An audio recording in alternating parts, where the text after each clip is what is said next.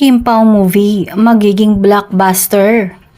Pagkatapos mapanood sa dalawang hit serye na ginawa nila mula sa ABS-CBN na Linlang at What's Wrong with Secretary Kim, this time ay sa pelikula naman mapapanood at magpapakilig sina Kim Joo at Paula Avellino na mas kilala na ngayon sa tawag na Kim Pao. Yes, nagsimula na ang shooting sa pelikula ng Kim Pao, ang My Love Will Make You Disappear, na isang romantic comedy na ide-direct ni Chad Vidanes.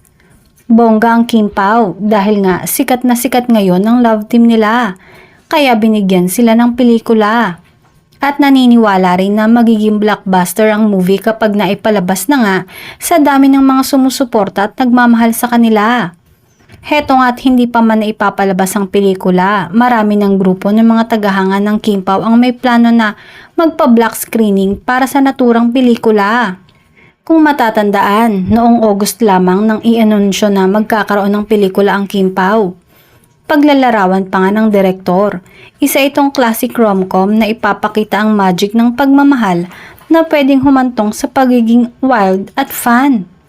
Say pa ng Kim Pao fans, kung nagulat sila ngayon sa pasabog ng Katniel sa pelikula, ay baka himatayin sila sa mga sinagagawin ng kanilang mga idolo.